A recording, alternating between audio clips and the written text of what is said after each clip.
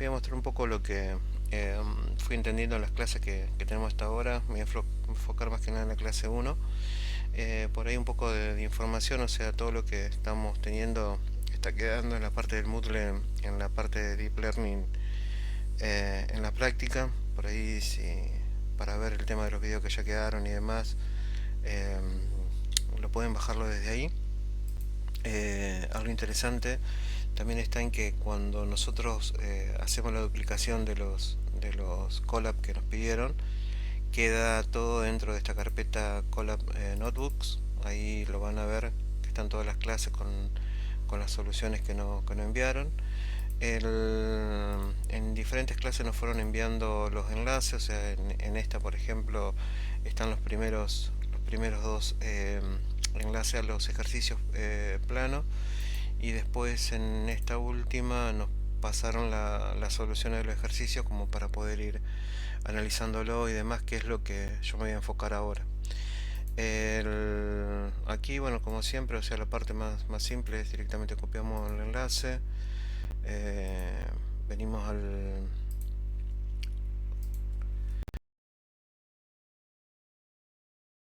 dar por las dudas acá como para que se vea. Esto de acá tenemos que hacer una copia en nuestro drive para que lo podamos ejecutarlo, porque si lo queremos ejecutar acá y no tenemos permiso, nos salta este tipo de problemas que dice, bueno, que no es nuestra notebook, ¿no? Una vez que ya tenemos la copia que aparece en esta parte de acá, nosotros ya lo podemos ahí empezar a trabajarlo. Bien, lo voy a borrar, lo vamos a ver después. Bueno, antes de arrancar, un par de cosas que creo que está bueno que visualicemos es lo siguiente, que es algo interesante para entender un poco cómo funciona todas estas cosas que tenemos que llegar a ver. Voy a traerme esta imagen, la voy a poner acá, y por otro lado después voy a usar un complemento que se llama el Color Picker, que después se lo voy a dejar en la descripción. Esto trabaja de la siguiente forma: yo cuando agarro y cliqueo ahí, lo que trata de ver es en esta parte acá, en el RGB, cuál es la combinación de RGB para cada una de las imágenes. Por ejemplo, ven, si estoy en azul, fíjense que ahí el RGB es 97 de rojo, 153 de verde y 240 de azul. Y eso está bien porque esto de acá tiene más peso el azul que el verde o el rojo.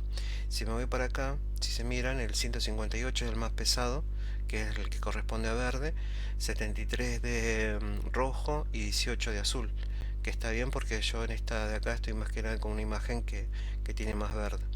Y si me voy para este lado, fíjense que tiene 223 de rojo, tiene 53 de verde y 49 de azul, que está bien porque es puntualmente algo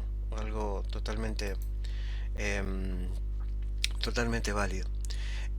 Otra cosa importante de acá está en poder jugar también un poco con estas partes. Por ejemplo, supongamos que yo quiero agarrar y quiero ver este color, o sea, o este de acá. Directamente se van agarrando y actualizando acá los valores, como ya vimos. Esto de acá, como es más azul, está más prendido el azul. Si me voy a algo más rojo, va a estar más prendido el rojo, y si me voy a algo más verde, va a estar más prendido el verde. También lo puedo hacer trabajarlo, puedo apagar directamente todo el rojo, puedo apagar todo el verde, y me queda solamente el azul. Esta parte de acá son interesantes como para que lo veamos, porque esto es lo que ellos después nos dicen del tema del RGB, eh, y los diferentes colores. Otra cosa antes de arrancar, está interesante que entendamos lo que ellos nos dicen al momento de decir un elemento un píxel, de qué se trata. Cuando yo tengo una imagen, esta imagen tiene un alto por un ancho. Vamos a suponer que esto tiene de 200 de ancho por de alto unos 50. Vamos a suponer. Entonces yo digo que esta imagen es de 200 por 50. píxeles. Ahora, ¿qué sucede? Cada píxel de acá, por ejemplo, vamos a suponer que esto que está acá es el color que corresponde a este píxel de acá, ¿no? Fíjense que si lo veo de esta forma, yo puedo decir que ese píxel es R igual a 0, G igual a 0 y B igual a 116. Cuando ellos nos pasan la información a nosotros, no los pasan en las tres juntas, sino que la pasan en una matriz, donde nosotros podríamos decir, por ejemplo, que esta imagen de acá tiene 200 píxeles de ancho, 50 de alto, y tengo uno para la primera capa es para el rojo, la segunda capa es para el azul y la tercera capa, perdón, la segunda capa para el azul y la tercera capa es para el primer capa rojo, segunda capa verde y tercera capa azul, que sería al final de cuentas, si lo pudiéramos graficarlo diciendo primer capa azul, o sea que todo esto de acá, ahí pasó una moto, todo esto de acá es azul. La próxima capa que viene, esta de acá, perdón, esta capa que viene de acá, esta capa de acá va a ser verde y la última capa va a ser rojo. Es más, para poder agarrar y trabajarlo mejor, lo que podríamos hacerlo es llevarlo todo a esa misma convención. Estoy en verde, entonces la primera R rojo, RGB, esto es rojo, esto es rojo, esto es verde y el último es azul. Acá me había equivocado yo.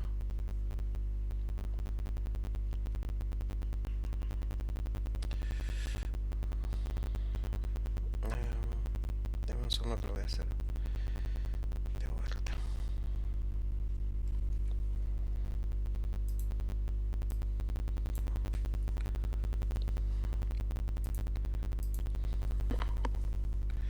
Entonces tengo la matriz donde voy a dividir una, dos, tres capas. La primera capa rojo, o sea que esto de acá me da todo lo rojo. La segunda verde, o sea que esto de acá me va a dar todo verde. Y la tercera todo azul. La tercera todo azul. Entonces cuando ellos por ejemplo nos dicen que un píxel está compuesto por RGB, cuando le envían la información nos la envían de esta forma. O sea, por ejemplo, esto de acá es un píxel que si lo agarro y lo miro en los tres valores, acá vendría el 0, acá vendría el 0 y acá vendría el 116, como lo sacamos de este color, de este color de acá, ¿no? Entonces eso ahí se ve claro cuando están mostrándonos, por ejemplo acá, cuando hacemos la carga del dataset. Si yo ahora agarro y al train le pido la forma, fíjense que lo que me dice primero me trae 50.000 imágenes, donde voy a tener después matrices 32 por 32 por 3 canales. O sea que es decir, yo voy a tener 32 píxeles de ancho por 32 píxeles de alto por 3 canales que me agarra y que me está trayendo de información. Eso es lo que me dice. Después por el 5000 es porque cada uno es una imagen, me está trayendo 50.000 imágenes, entonces por eso que es 50.000 por 32 por 32 por 3. Esa es la parte, es una parte que hay que tener en cuenta porque es importante después para entender lo que sigue. En esta parte de acá lo que hicieron al final de cuentas fue puntualmente dos cosas interesante. La primera la voy a llevar así lo puedo graficarla más fácil. Voy a poner ahí total inventario. Bueno, lo primero que me usa es el pplot. Este de acá más que nada se usa para todo lo que ploteo, para mostrar un gráfico, una imagen o lo que fuera. Esta parte de acá lo que hace, me dice puntualmente el tamaño de la imagen. 20 por 5.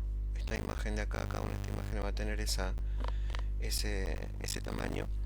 Después esto de acá itera desde 0 a 36, o sea, esto de acá está haciendo una iteración de 0 a 36 y está bien, ¿por qué? Porque yo tengo 1, 2, 3, 4, 5, 6, 7, 8, 9, 10, 11, 12. Dos imágenes por 3 son 36, o sea que muestran las 36 primeras imágenes. Después está AdsPlot, lo que hace es lo siguiente. Yo quiero mostrar esto si yo lo ploteo línea por línea, lo que hace me muestra la primera imagen, después me muestra la segunda imagen y así sigue para abajo. Pero si yo lo quiero mostrar en un formato de grilla, o sea, así que esté en esta disposición, lo que le tengo que decir es que cree una grilla de 3 por 12, 3 filas por 12 columnas, y después lo que me dice es lo que vos vas a estar en este momento trabajándolo, ponerlo en la posición i más 1. Cuando i vale igual a 0, esto me va a dar 0 más 1, 1. Entonces me va a decir la primera imagen la pones acá. Cuando vaya en la segunda iteración iba a valer 1, iba a ser igual a 1, entonces 1 más 1 es igual a 2, va a venir acá en esta posición y me lo va a mostrar. Algo interesante que solamente lo muestra en este punto. En este punto solamente arma la grilla. Y eso nos damos cuenta cuando estoy, por ejemplo, acá y corro solamente la primera parte. Solamente me arma la grilla y no me muestra no me va a mostrar las imágenes. Porque solamente me pide crear la estructura pero no mostrarla. Bueno, acá lo que podemos llegar a ver es puntualmente eso, o sea, fíjense que acá cuando está imprimiendo, imprime la primera imagen, la imagen número 1. Si yo agarro le pido que me muestre la forma de esa imagen, es de 32 por 32 por 3. Si yo lo agarro y lo imprimo eso, si lo imprimo solamente, van a ver que es puntualmente eso, es una matriz que tiene 32 por 32 por 3. Que bueno, que esto de acá son los valores del RGB de cada una de las partes de las imágenes, ¿no? Bien, un segundo que fue alto la parte esta de acá. Bien. Me interesa también ver qué resultado tiene o qué valores trae la i. La i lo que está trayendo es la clasificación de los diferentes elementos. Acuérdense que esto de acá, el CIFAR 10, lo que hace me trae la clasificación de 10 diferentes tipos de imágenes: caballo, aviones, gato, perro y no me acuerdo qué otra cosa más, pero al fin de cuentas son 10. Entonces acá el 6, por ejemplo, corresponde, no sé, a gato, o el 9 puede corresponder a perro. Bueno, eso habría que ver bien en la especificación, ¿no? Acá lo que hace es puntualmente ayuda a que a la parte de procesamiento sea más liviano la parte de cálculo. Fíjese que cuando ellos están reescalando, al final de cuentas lo que hacen es lo siguiente. Yo sé que el valor máximo que van a tomar cada uno de los RGB es 255. Hacer cálculos con valores altos puede llegar a ser costoso. Entonces lo que ellos dicen es llevémoslos todos a valores que estén entre 0 y 1. Entonces para eso lo que hacen es al valor que está, por ejemplo acá el 116 lo divide por 255, que esto de acá te da 116 dividido 255, 0.45, 0.45, y ahí ya puedo empezar a trabajar con valores que están normalizados, o sea que estandarizados. ¿Estandarizado o normalizado?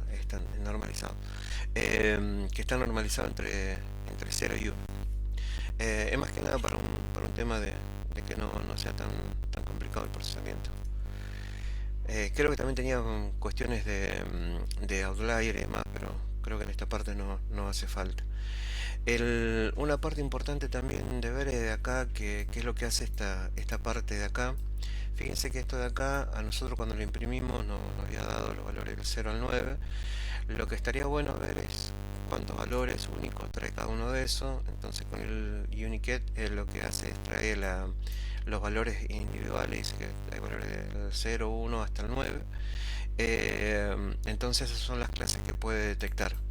Después lo utiliza mucho para la parte de cuando lo entrena, bueno, en este caso ya lo está entrenando, perdón, lo está transformando, pero no va a servir para después para la parte de entrenamiento.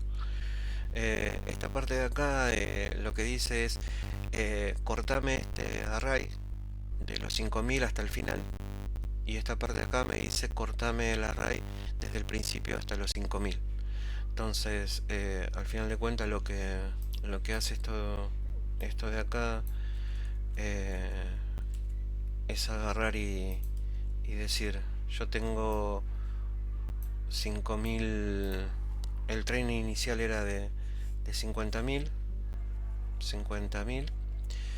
lo agarro, lo parto a los 5000 primero y los 45.000 restantes. Acá lo que me está diciendo es desde los 5000 hasta el final, de los 5000 hasta el final. Esto de acá lo pongo, todo esto los pongo en el de train, y de acá lo que me está diciendo es del principio hasta los 5000, desde el principio hasta los 5000, y todo esto ponerlo en la parte de validación. O sea, eso es lo que dice esa parte de ahí. Bueno, acá es donde empieza a preguntar, o sea, cómo tendrá la parte del train.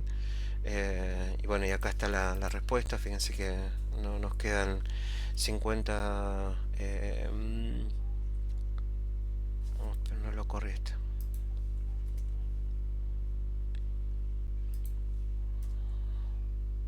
Nos queda 45 de un lado, de 32 por 3.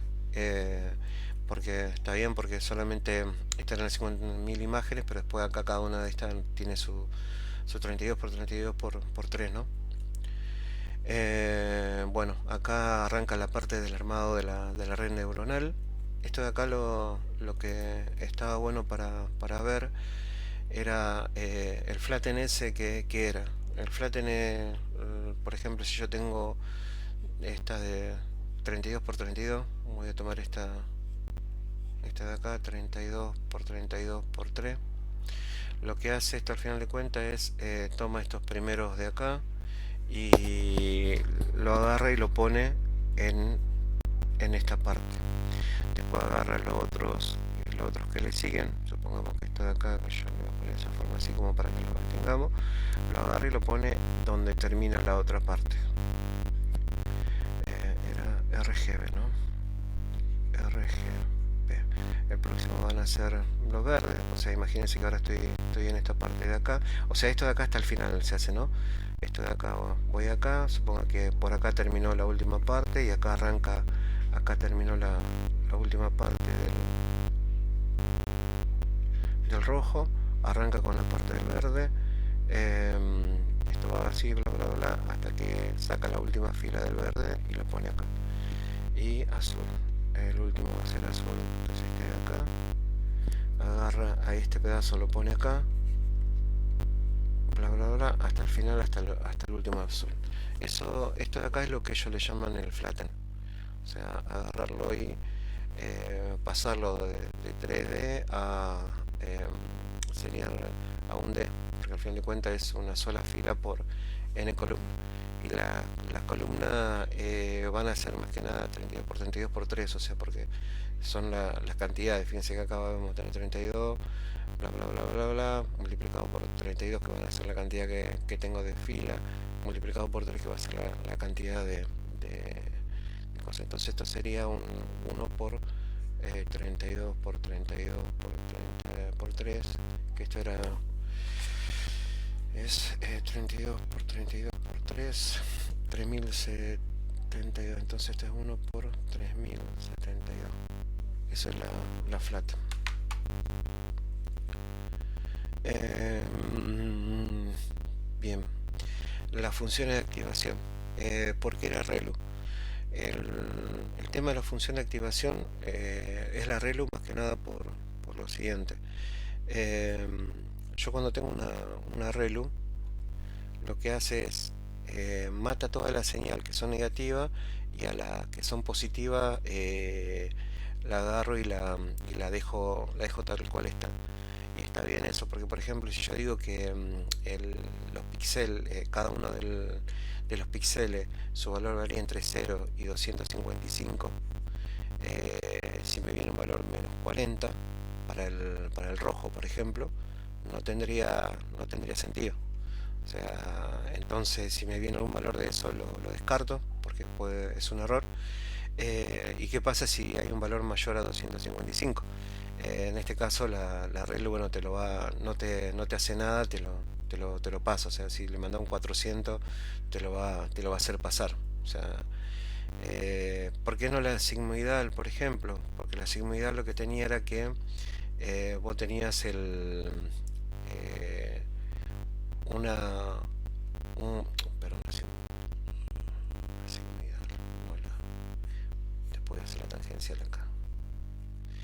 La sigmoidal lo que tenía era un valor entre 0 y 1, que no nos serviría a nosotros para representar las... perderíamos mucha información porque todo lo que está por debajo del threshold sería 0 y todo lo que está por arriba sería el 1 y solamente estaríamos usando del 0 al 1 y los 244 que están en el resto no los podríamos usar. La tangencial variaba entre -1, 0 y 1. Tendría el mismo problema de acá y con valores negativos. O sea, no lo podríamos usar. A ver, ¿qué más? Relu. Capas densas. ¿Qué es lo que hacía la capa densa? La capa densa, la flatten lo que hacía la aplastaba y la densa lo que hacía era lo siguiente. Lo pongo solamente como para recordarlo. Si tengo dos neuronas de este lado y tengo tres neuronas de este lado, cuando yo tengo una densa lo que hace es esto, hace todos con todos, todos con todos. En su principio, ¿cómo están seteados? Bueno, o sea, eh, eso ahí va a ser aleatorio, pero sí lo que está interesante después de verlo es que cuando ya está entrenado el modelo, capaz que los valores de estas conexiones son 0.5, 0.8, 0.9, 0.1, 0. Este es interesante porque si es 0 significa que mata esta conexión. 0.75. Esto es interesante porque es lo que hace cuando está la parte del dropout. El dropout hace eso, o sea, agarra, ahora después bueno vamos a ver, pero es más que nada meter peso cero entre conexiones para eliminar algún conocimiento aprendido, o algo ya aprendido. Em, bueno, vamos a ver el tema este de acá entonces. ¿Qué es lo que tenemos que tener en cuenta acá?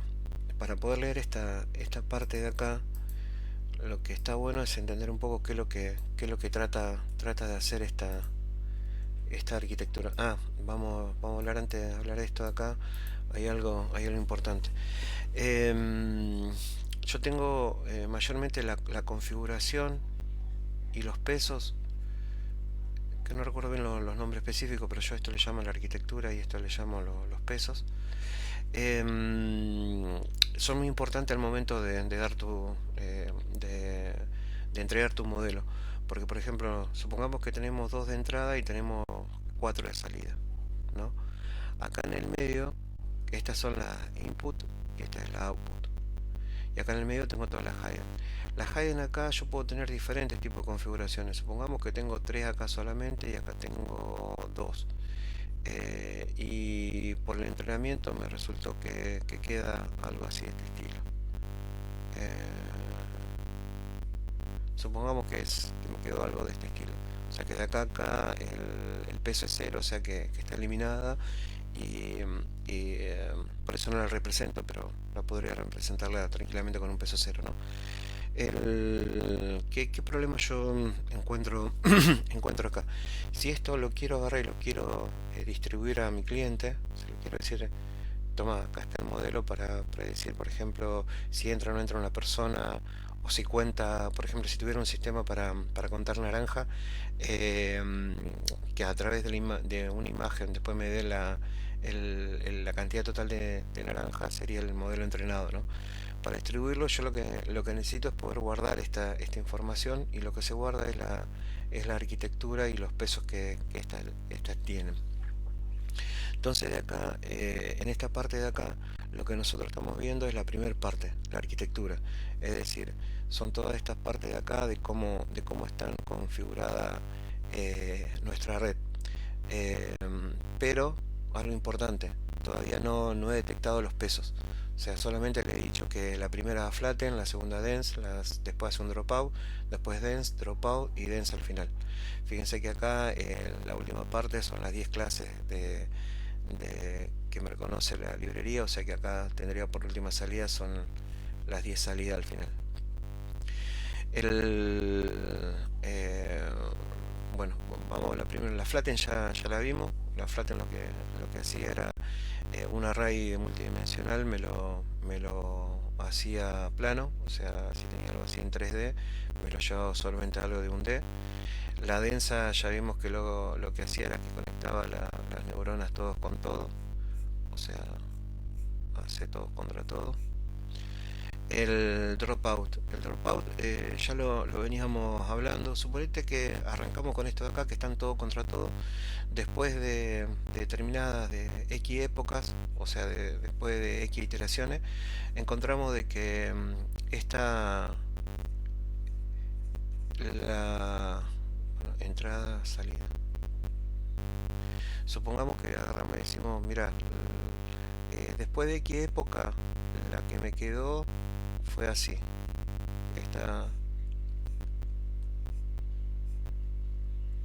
Esta configuración,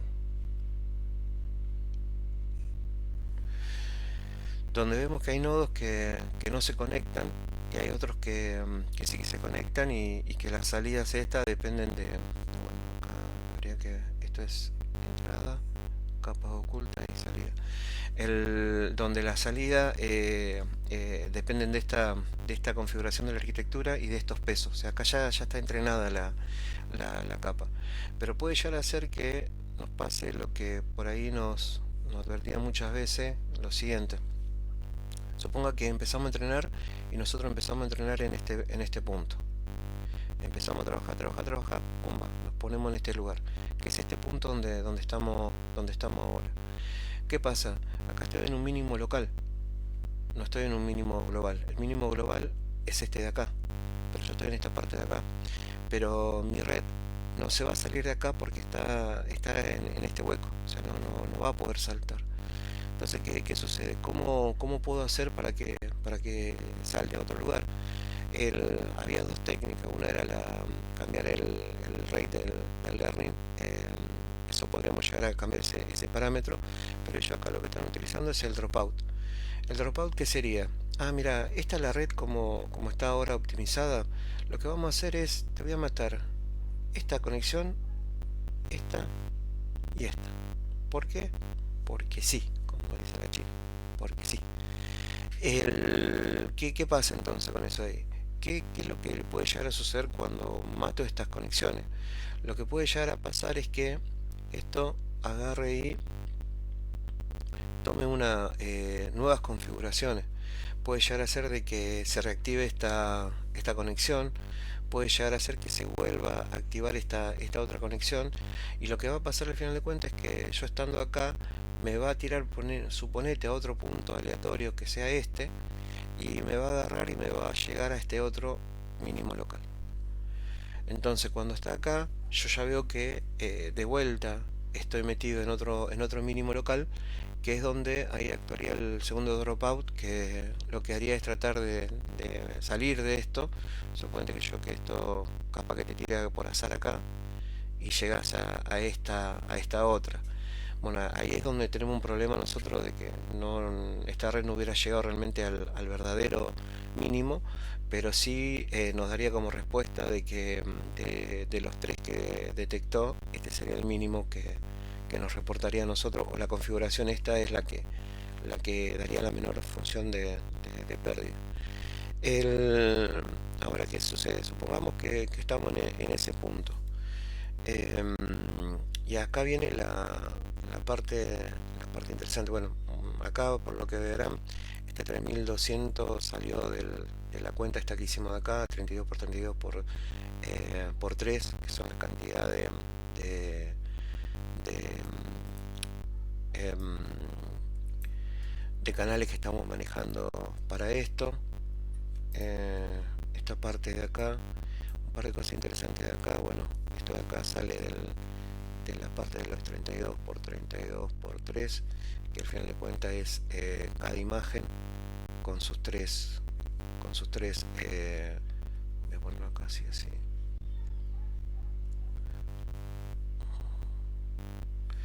eh,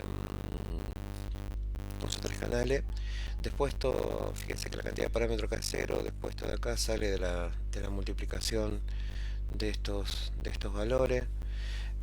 Acá, ¿qué es lo que hace? Hay una parte interesante que después la vamos a ver, que, que, que es agarrar, ampliar el dataset y después reducirlo al dataset para poder procesarlo y que no haya quilombo. Esto era la convolutional y esto era el pooling. A ver qué otra cosa más de acá. Bueno, el tema de la compilación, porque acuérdense que nosotros en este punto de acá lo único que habíamos definido era solamente la arquitectura, era cómo iban a estar cada uno de los puntos, cómo iban a trabajar, pero todavía esto no lo puse a correr, o sea, todavía nunca me detectó cuál fue un mínimo local, no me dio valor de los pesos, solamente me dijo cómo va a estar distribuido los nodos, cantidad de nodos, profundidad, cantidad de salida y demás. Entonces con la compilación lo que va a empezar a hacer, más que nada acá cuando haga el fit, es empezar a trabajar un poquito más en profundidad. Al final de cuentas la compilación lo que me dice es cómo voy a detectar estos valores de mínimo locales, cuál voy a utilizar. Acá voy a usar la categórica la métrica para compararlo va a ser el accuracy. Esta parte es importante, la parte de los checkpoints. ¿Por qué es importante esta parte de acá? Esta parte es la siguiente. Supongamos que, y vamos a traer el ejemplo ese que habíamos visto de allá, que arranco a trabajar con entrada, las capas que están en el medio y la salida. Arranco a trabajar y en un momento determinado digo la configuración óptima de esto es esta, ¿no? Y me encuentro en este punto. Antes de hacer el dropout, yo lo que tendría que hacer es decir, che, pero ¿y si realmente este es el mínimo global y yo estoy saltando a otro lado y no encuentro otro valor? ¿Cómo me doy cuenta para compararlo? Y a su vez, supongamos que a mí el tiempo para procesar en dólares son $10.000 por hora. Y llego, no, listo, yo quiero procesar solamente una hora porque solamente tengo $10.000 y no tengo más presupuesto. Pero quiero guardar la información porque capaz que mañana consigo $10.000 más y se lo paso a Mario para que él agarre y lo gestione. Y puedo correr, ¿no es cierto?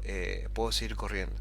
Entonces lo que hacen es agarrar y guardar el aprendizaje hasta el momento. O sea, esto se guarda en archivo, o sea, en el archivo H5 y ellos estaban usando el HDF5 creo también, pero lo guardan en este lugar donde lo importante acá para guardar es la arquitectura, los pesos que tienen y tal vez la medida de performance para poder hacer las comparaciones. Entonces acá si nos ponemos a analizarlo sería bueno. ¿Por qué? Porque antes de hacer el dropout o antes que se me acabe el presupuesto, yo lo guardo hasta acá, Listo, ya lo tengo guardado y ahora digo, bueno, vamos a entrenarnos, vamos a hacer que se entrene de nuevo toda esta parte de acá. Y supongamos que agarramos, entrenamos, entrenamos de nuevo y en este otro punto lo que hacemos es llegamos, voy a borrar algunas conexiones.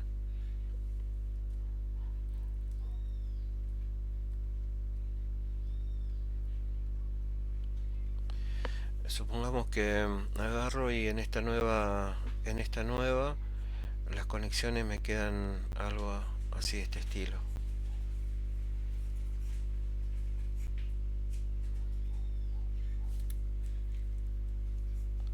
Supongamos que me queda algo de este estilo, ¿no? Que llevo este otro mínimo local. Em, ¿Qué sucede?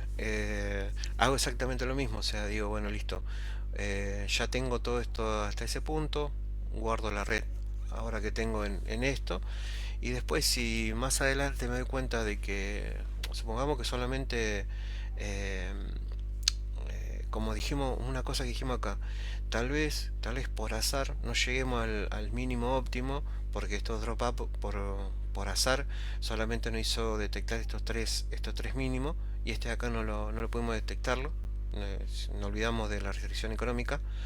Em, el- pero yo quiero agarrar y quiero guardar cada una de estas partes para después poder agarrarlo y compararlo. Entonces, por eso son importantes toda esta parte de los checkpoints, después poder guardar los estados como para poder volver a, a ejecutarlos, ¿no? Eh, bien,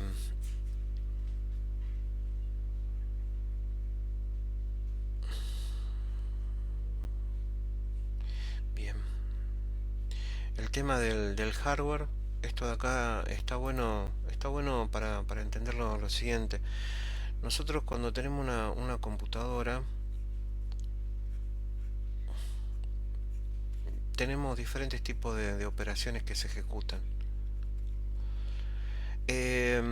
Acá dentro de la computadora mayormente ahora están viniendo dos chips, uno que se llama el CPU, el otro que se llama el GPU, que el GPU se utilizaba más que nada para la parte de video. Eh, Esto es para que se muestren mejor los videos de YouTube, los videojuegos y todo aquello que necesite alto procesamiento de matricial. Y la CPU se utiliza más que nada para lo que son procesamientos más de programa, más de otro tipo de... no tan intensivo como la CPU, porque las CPU son rápidas, pero para cálculo estandarizado, o sea, matriz y demás, eso lo hace bien, pero suponete si tenés que hacer cálculos complejos y demás, te conviene más utilizar la CPU, poner que yo si tenés condicional y lógica más pesada te conviene hacerlo acá, pero si es lógica más liviana, por ejemplo, como desencriptar por fuerza bruta un hash o, bueno, procesar matriz y demás, te conviene usar la GPU. G de gráfica, C de computer, Central Process Unit, Central, perdón, no es computer central.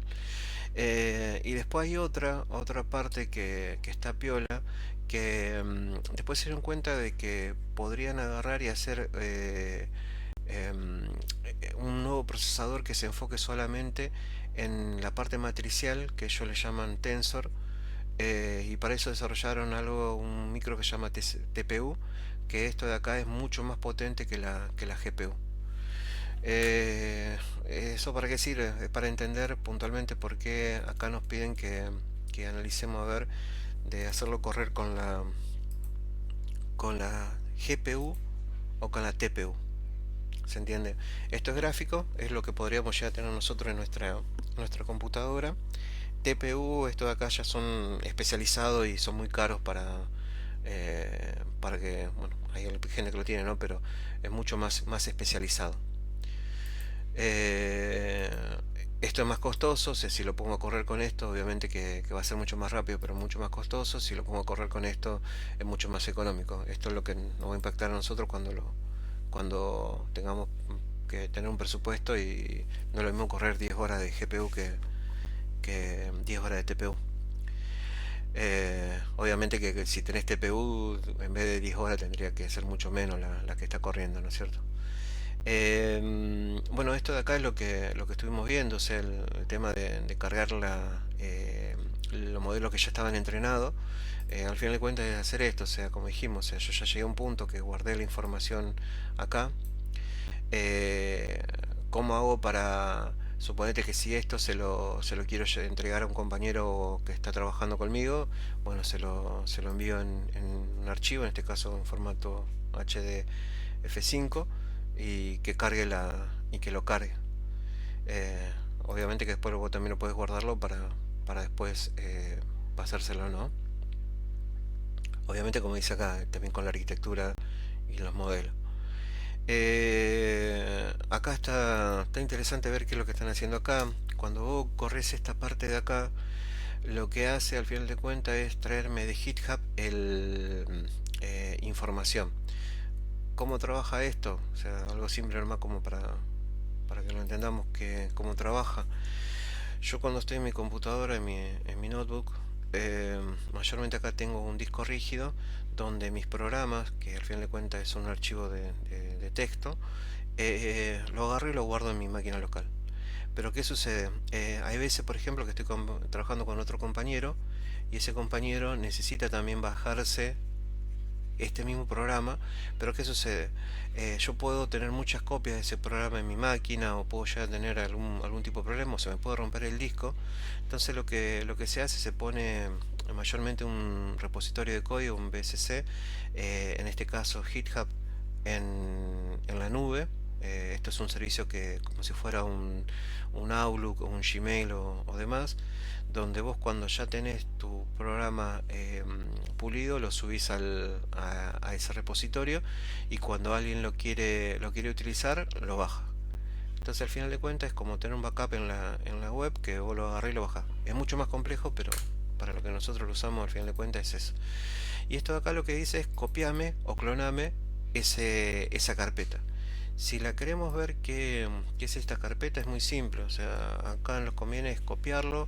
Venimos acá, lo pegamos. Y cuando lo pegamos, nos muestra esa carpeta que está en GitHub.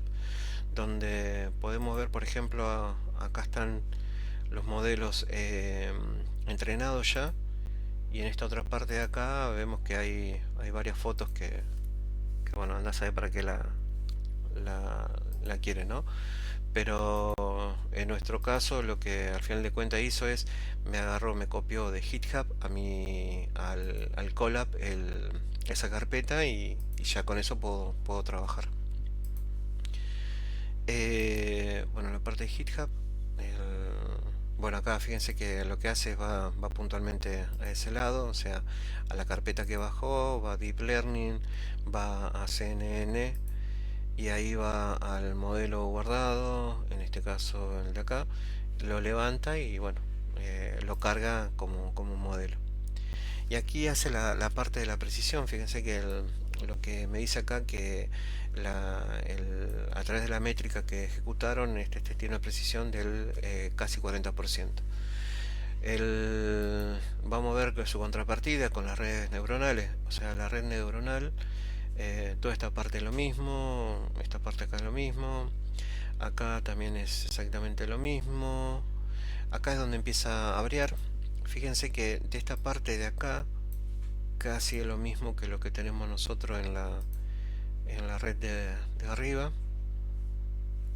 En esta parte de acá arranca con el flatten y después va hasta el softmax, para la densa con la softmax.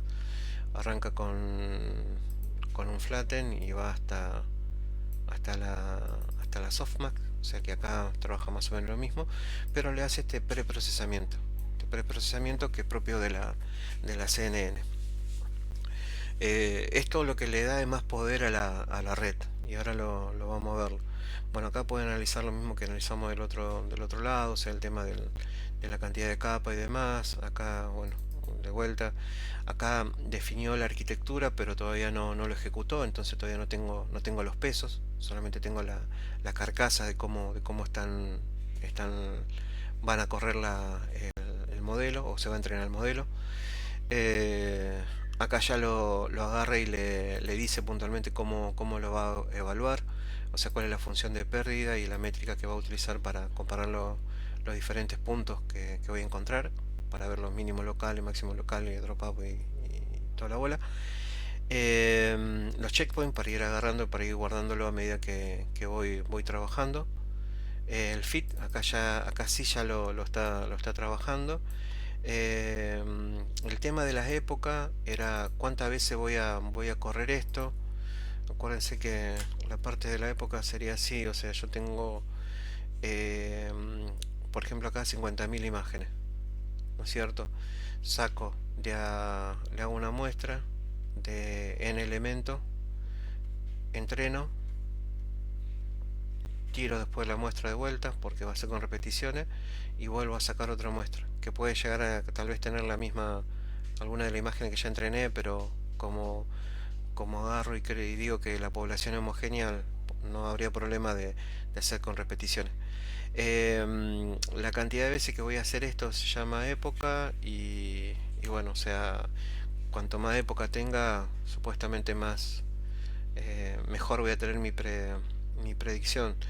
Eh, y eso lo podremos llegar a ver acá. Supongamos que acá decimos, bueno, agarro 40 épocas.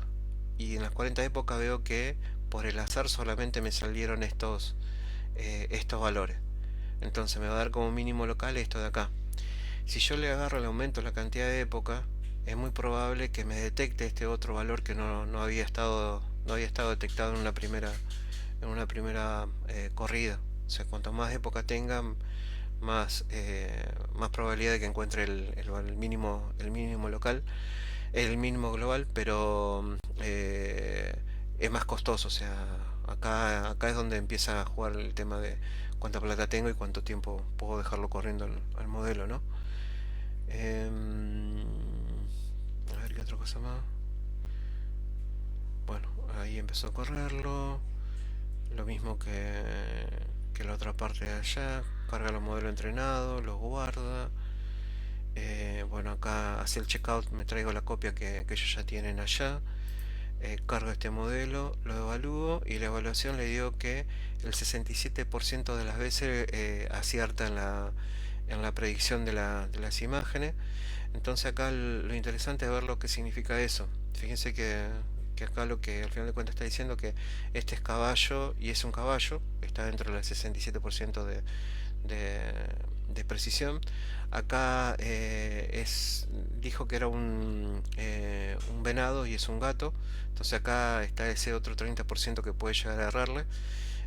Interesante acá sería ver qué porcentaje me dio de gato y qué porcentaje me dio de venado, como para poder agarrar y para poder entender un poquito mejor a ver qué pasó y tal vez con eso ajustarlo más, ¿no? Acá lo mismo, acá bueno, pájaro bien, aeroplano bote, acá le erró, habría que verlo también a ver por qué le erró. Y acá está la parte importante que ellos plantean. ¿Por qué? Dice cuál de las dos redes es mejor, si la Perceptron o la CNN. Y la mejor es la CNN. ¿Por qué? Porque te dice que ese preprocesamiento no pierde features al momento de hacerlo. O sea, es como que lo enriquece. O sea, eso está bueno para verlo. Bueno, espero que les sirva. O sea, es lo que tengo hasta el momento. Si por ahí ven que hay algo que haya que corregir y demás, bienvenido toda sugerencia, crítica y demás.